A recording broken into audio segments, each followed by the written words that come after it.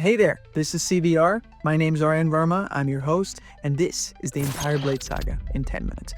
Blade debuted in the 1972 Tomb of Dracula, issue number 10 by Marv Wolfman and Gene Colan as a mighty vampire hunter. It wasn't until later, during Tomb of Dracula issue number 29, that Marvel revealed his origin story. Eric's mother was bitten by Deacon Frost, a vampire doctor who fed on the pregnant woman, killing her. This attack made Blade what he is.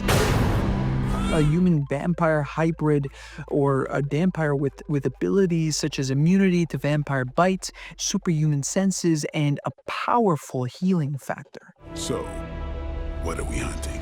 Eric combined these abilities with the proper training to avenge his mother's death. His mentor, Jamal Afari, was a hardcore vampire slayer/hunter. He taught him everything he needed to know, acting as a father figure for Eric too. Blade appeared in Tomb of Dracula half a dozen times, and in this series he teamed up with Rachel Van Helsing and Quincy Harker. Eric swore to devote his life to avenging his mother and to taking down these blood-sucking vampires. I'm on a mission to hunt down and kill those monsters that have plagued humankind for so long. His travels put Blade on the path of Hannibal King, a vampire detective, and this man who had been bitten by Deacon Frost too became Blade's ally, and together they went through one of the most iconic adventures in Blade's history, Doppelganger. And in this, Blade actually fought a clone of himself. While fighting with this clone, the two Blades started to merge with one another, and since the clone was a vampire, he became full of bloodlust, and Hannibal King had to find Damon Hellstorm so they could exorcise the clone out of Eric's body. It was around this time that Blade founded the Midnight Suns, alongside Morbius, Doctor Strange, Ghost Rider, and the Darkhold Redeemers. This team, which is still active now, by the way, works hard to ensure that the boundaries between the real world and the darker places remain closed. Doppelganger wasn't the last time that Eric was a victim of this powerful type of mind corruption. During one of his adventures with the Midnight Suns, Eric was tricked into reading the Darkhold and became evil. Blade's need for revenge against supernatural creatures grew just as much as his power, and he amassed away too many victims in what was known as the Midnight Massacre. The Midnight Suns stopped him.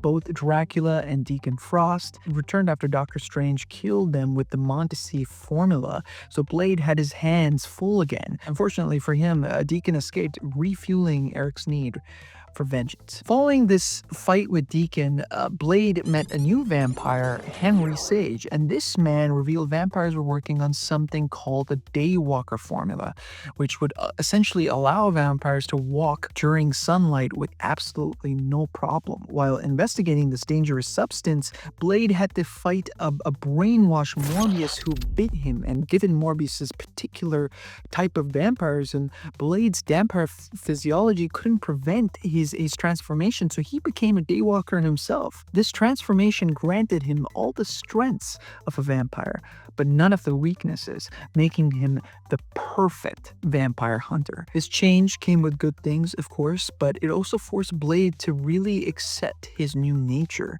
He was now one of the creatures that he had sworn to take down. Around this time, Blade hit the mainstream thanks to the Wesley Snipes trilogy. Blade tells Eric Brooks' origin story. Professional vampire hunter, Blade wages a war against vampires. He learns that there's a hierarchy in the underworld with pureblood vampires underestimating those who were turned. And this leads him to Deacon Frost, his mother's attacker, who's trying to win godlike powers through some sort of ritual. Blade uses an anticoagulant substance to take down Frost. In Blade 2, Blade is summoned by the Shadow Council to help them with the new pandemic in the vampire community. These monsters are becoming more feral than ever, and they're infecting each other with this bloodlust. Blade joins forces with Whistler and the Blood Pack, a team of powerful vampires, to find a solution and to take down all the current Reapers, as well as to stop Eli Damascanos, the mastermind behind all of this. This is awkward. In Blade Trinity, a community of vampires frame Blade for the murder of a human being so he doesn't interfere with their plans. However, Hannibal King and Abraham Whistler's daughter, Abigail, save him. Blade joins the vampire hunter team, the Night Stalkers. Together, they go against Dracula, who is planning to take over the world, enslaving humanity and trying to turn all these humans into food. There's also a TV series called Blade the Series, although the show shares no continuity whatsoever with the Blade film trilogy. It doesn't even have the same cast. Wesley Snipes doesn't appear. Instead, we have Kurt Jones, who plays the role of Blade. And you!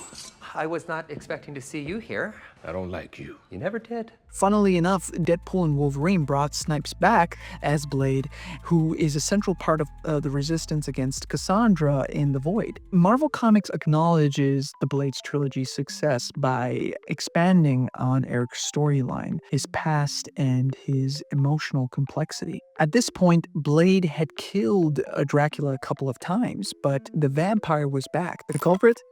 Eric's father, Lucas Cross, who revealed himself as a vampire, kidnapped Blade, and tried to force him to consume human blood. Eric refused and escaped by chewing off his own hand. Blade learned about a prophecy that stated he was destined to be the one to help vampires regain their souls. Since this went against his belief system, the prophecy prompted him to deepen into his own past. So he traveled to England seeking answers, and he learned that his parents actually belonged to an organization that specialized in vampires, the Order of Tyrena, and that his father had turned into a vampire himself. While attempting to stop the prophecy from completing, Blade brought every single dead vampire back to undead life. Following this eye-opening adventure, Blade took part in the Mutants vs. Vampires War when the son of Dracula tried to turn the mutant community to his army. He then joined the fight against Thanos during the Infinity event and then took the Ronin mantle for a while. During this time, he fought the Deathwalker Prime, a powerful mystical creature with control over the 4 elements. During the 2020 event King in Black, Blade requested help from the Vampire Nation to stop Null.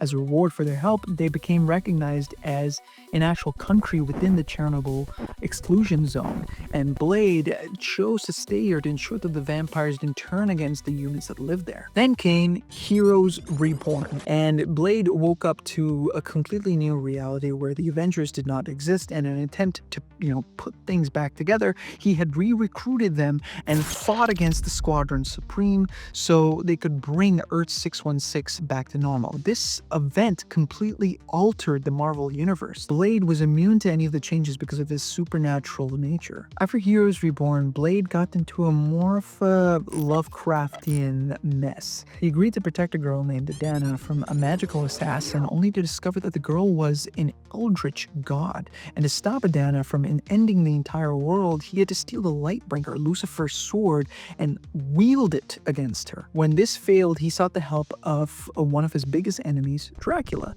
And the villain taught Blade how to embrace his vampiric side and helped him turn into Strigoi, a more powerful version of himself after drinking his blood. The most recent Blade, however, was published last year, Bloodhunt. The Vampire Nation goes rogue, and Blade finds himself possessed by Varney, the first vampire ever and a powerful sorcerer. From the back of his own mind, Eric had to see Varney pretend to be him as he organized the community to take down humanity together. This lasted for weeks until Varney was finally exorcised out of him. Between films, TV shows, and comic books, Marvel features more than 50 years of exciting stories, with Blade in the center. With all this in mind, fans are obviously eager to see what Mahershala Ali's version of the historic character will look like, and which storylines will be adapted by Marvel Studios. So, would you like to see more of Blade in movies and comic books? Let us know in the comments below. Until next time, thanks for watching CBR.